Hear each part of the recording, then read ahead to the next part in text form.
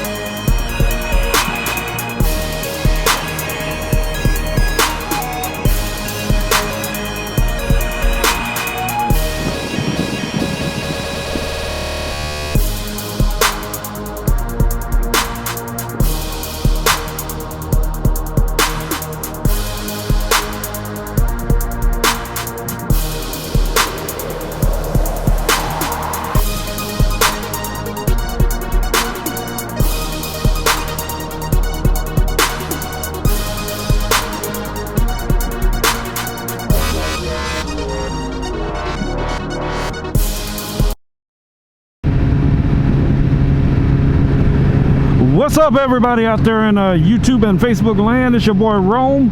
I'm out here on these streets, the filthy streets of Houston, or should I say Katy right now, because I haven't really entered back into Houston yet. Today's video is on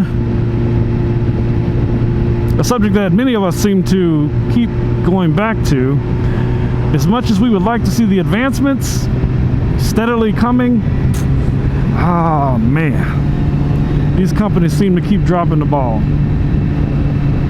But that's not going to always be the case. Sometimes you got to look for the diamond in the rough and figure out what works best for your workflow, the things that you love to do. So if you're looking here on my bike, and if you've been watching my previous videos in the last week, you guys know that I invested in a couple of the GoPro Hero Session, the number 5. So the 5th version, well, not the 5th version of the Session, it's only the 2nd version, so it's version 2. But after playing around with it for a while, I realized that there were a couple of things that I would use in my day-to-day studio stuff that just was not present in that camera. One of the most important things for me would be the ability to shoot raw photos and edit the raw photos.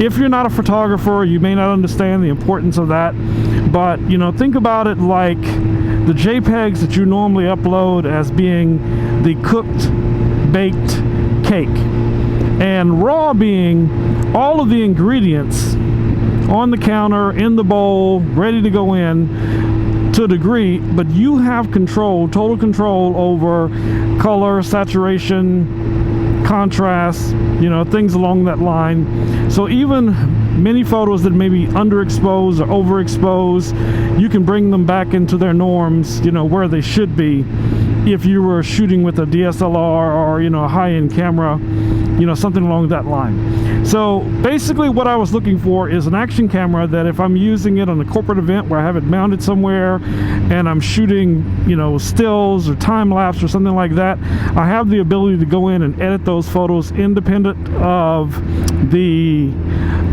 JPEGs. So I'd get the raw files like what I'm going to be shooting on most of my cameras, which would be raw, and it would just give me a better chance of being able to connect those color profiles so they'll be similar. So with that said, that's a big part of my, you know, thought processes when it came to, you know, upgrading to this model over the Session. Now I still have Sessions, don't get me wrong. So what most likely will happen going forward is that I'm probably going to use the GoPro as my A camera on my helmet, but it'll be mounted here on the chin versus where the Sony is mounted here on the side. And then the Session will be utilized as a B camera, which will be mounted where this GoPro Hero 5 is mounted today. And because the GoPros have a very similar color profile, For motovlogging, that should be perfect because, you know, you're basically shooting in the same resolutions. They both shoot at up to 4K, which, you know, most of us are never going to shoot 4K. Even if you do, it's it's kind of wasted. I mean, yes, you can upload 4K video to YouTube and you can, you know, go through all that, but most of the people that are going to view your videos and view your content are going to be watching them on smartphones and tablets and things along that line. So you really don't need necessarily to upload 4K video. I think a sweet spot would be the 2K if you want that, or even 1440. So both cameras have that capability. You know, the rest of the game is just getting out and finding something that's interesting, some good content that people want to watch. Yep. You know, in most states, I know, you know, the end of riding season has already started. A lot of you guys are winterizing your bikes and, you know, getting ready for the snow and all kind of stuff like that. You know, down here in Texas, you know, we'll get a little bit of rain here and there. We get a couple of weeks, maybe, you know, in low temperatures. And when we say low here, you're talking about, you know, maybe the 30s, something like that. So, you know, for people who are living in states where they're getting below zero, you know, they think the temperatures that we complain about here in Texas is a joke. And I hear it all the time from all my friends all over the world, you know, all over the country. They're like, man, you don't know what it's like to ride in the cold. I'm like, you're right. That's one of the reasons why I live in Texas, so I don't have to ride in the snow. And I can ride almost year round. Yeah, that's what I'm talking about. It is windy as, well, you know the word. Anywho, so I am on Highway 6 crossing the bridge. This is a reservoir area. When it rains, that whole area that you see over there to my left, and for those of you that can see to my right, is usually completely flooded out. A year or so ago, we got a really big storm that came through here, and this whole area was underwater, including this bridge. So it was nasty. But it's all good now, except for this crazy wind tonight. And don't get me wrong, you know, like any night that I ride, man, you know, come on, I'm not trying to get caught in bad weather. It's just not my thing. You know, I always check the weather. I did see that there's a possibility of rain. I can see right now these clouds are really, really dark. But you know what? I ain't gonna let it rain on my parade. My son was over for the holidays. So usually, you know, when he comes over, I don't really ride that much. If I do get out and ride, it's only for maybe an hour or so, and then I head back to the house because, you know, I want to spend that quality time with him, you know, because I have, you know, literally every day of the week that the weather's nice to get out and do what I like to do.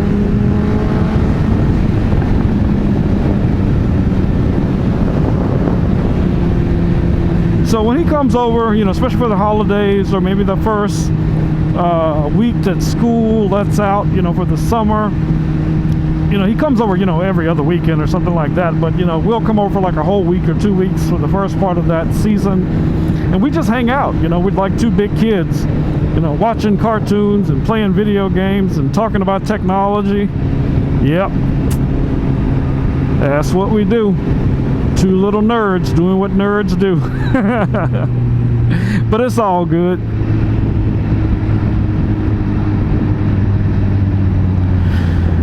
So if any of you guys, you know, are thinking about getting the GoPro Session or the GoPro Hero 5,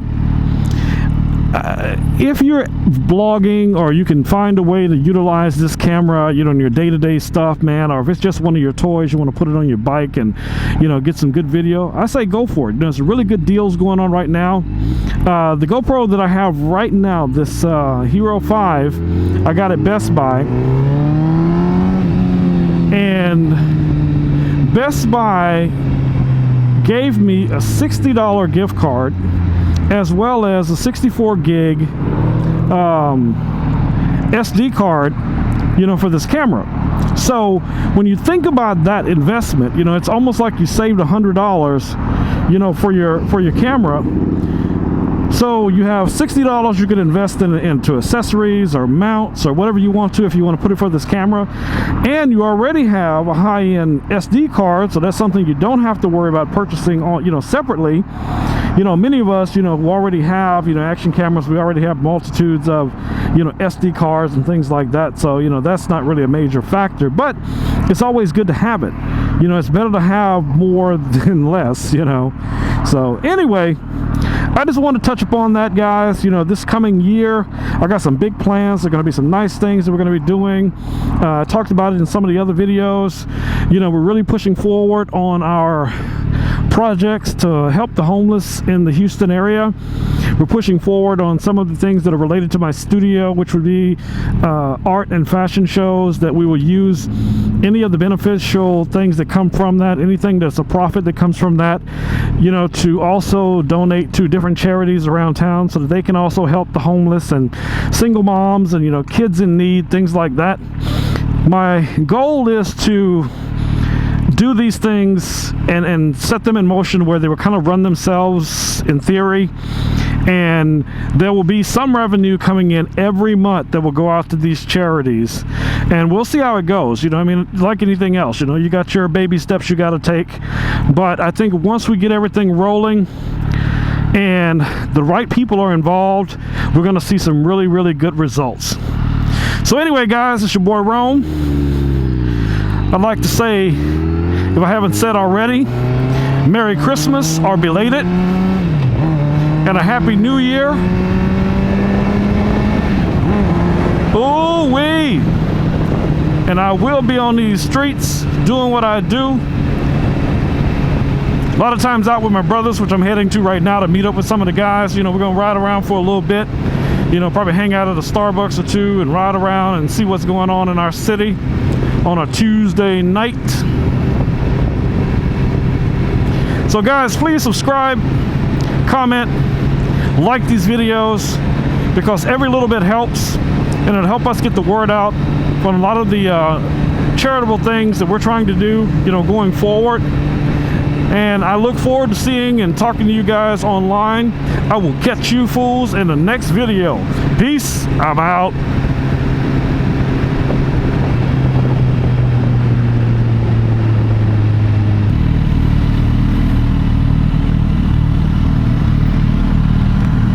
Nice BMW. Single swing arm. That's sexy.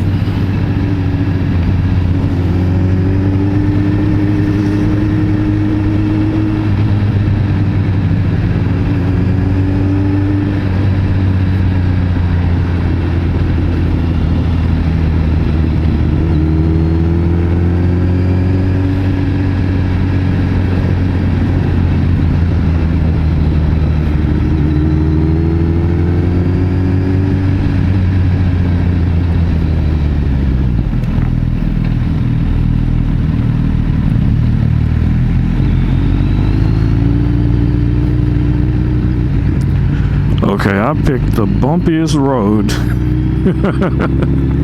to come down. I forgot about all this construction.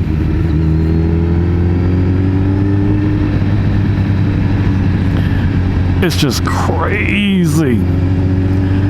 You can't really tell from this street and where I'm located right at the moment, but this is one of the most affluent neighborhoods in Houston, here in Memorial. And they have had for decades some of the worst roads. So I guess, now the city is doing something about it.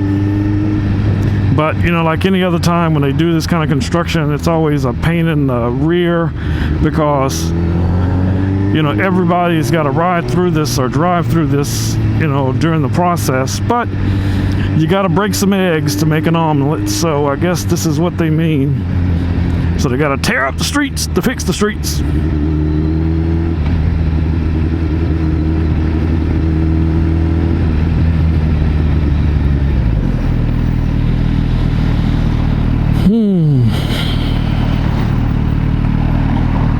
Stop and go traffic. It is 5 o'clock. Actually, it's 5:30, and I forgot to set the clock. I've never set the clock on my bike. So it's always been an hour ahead.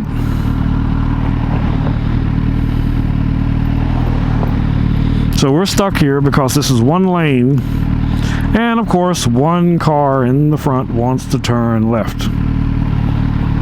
So normally I would just split the lane, but because of all this construction, I don't want to take that chance that somebody, not knowing what's going on, will drift over into me, and that'll make for an ugly night. So I can wait. I ain't in that big of a hurry.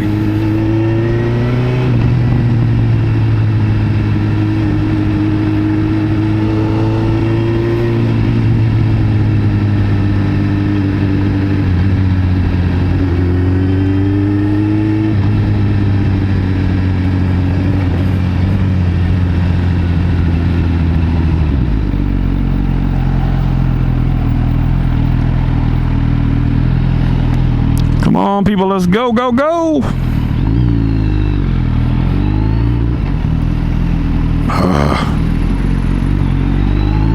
Nah, it could be worse.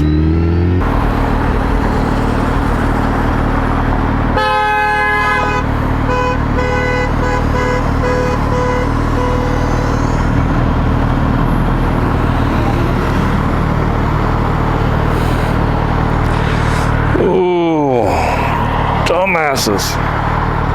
Everywhere you go.